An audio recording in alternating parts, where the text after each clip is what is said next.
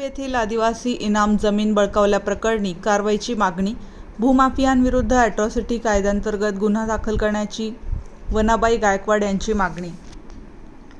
मालेगाव तालुक्यातील मौजे सोयगाव येथील गट क्रमांक 107 मधील आदिवासी भिल्ल इनाम जमीन बेकायदेशीरपणे बळकावल्याप्रकरणी तत्काळ कठोर कारवाई करण्याची मागणी करणारे निवेदन अप्पर जिल्हाधिकारी मालेगाव यांना देण्यात आले आहे. सोयगाव येथील वनाबाई मसू गायकवाड वय 70 यांनी दिलेल्या निवेदनात म्हटले आहे की गट क्रमांक 107 ही मिळकत असून वडिलोपार्जित ताबा व शेती करून मूळ वतनदार आदिवासी कुटुंबे पिढ्यानपिढ्या उपयोग घेत आहेत. मात्र काही धनाढ्य भूमाफियांनी स्थानिक महसूल अधिकारी, कर्मचारी व पोलीस प्रशासनाशी संगनमत करून खोटे दस्तऐवज नोंदणीकृत करून सदर बेकायदेशीर बळकावण्याचा प्रयत्न चालवला आहे. निवेदनात धनाढ्य भूमाफियांनी व्यक्तींनी मूळ वतनदारांची कोणतीही संमती न घेता जमिनीवर अतिक्रमण करून बांधकामे सुरू केली आहेत असा आरोप आहे. आदिवासी कुटुंबियांना धमकावणे, महिलांवर दबाव आणणे, खोटे गुन्हे दाखल करणे आणि पोलीस प्रशासनाच्या माध्यमातून त्यांना जमिनीतून बेदखल करण्याचा प्रयत्न सुरू असल्याचे निवेदनात म्हटले आहे.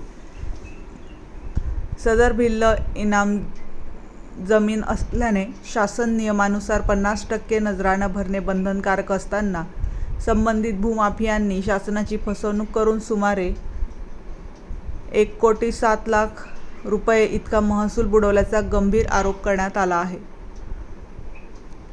या आर्थिक गैरप्रकारांमध्ये संबंधित महसूल अधिकारी व कर्मचारी यांचा सहभाग असल्याचा संशय व्यक्त करण्यात आला असून वकील श्री लोखंडे यांनी महसूल प्रशासनास नोटीस देखील दिली आहे.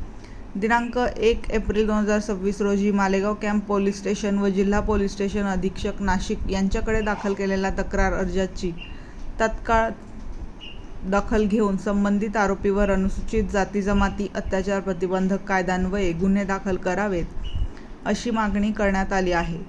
तसेच समाजसेवक श्री शेखर बाळासाहेब पगार यांच्या विरुद्ध खोटे गुन्हे दाखल करणाऱ्या भूमाफियांविरुद्धही फौजदारी गुन्हे दाखल करण्यात यावे असे निवेदनात नमूद आहे. आदिवासी इनाम जमिनींचे संरक्षण करण्याची जबाबदारी शासनाची असताना अशा प्रकारे बेकायदेशीर व्यवहार होणे ही गंभीर बाब आहे. आता अप्पर जिल्हाधिकारी कार्यालय या प्रकरणी काय कारवाई करते याकडे सोयगावसह संपूर्ण तालुक्याचे लक्ष लागले आहे. वृत्तसंकलन गोपाळ सोनवणे, मालेगाव शहर प्रतिनिधी.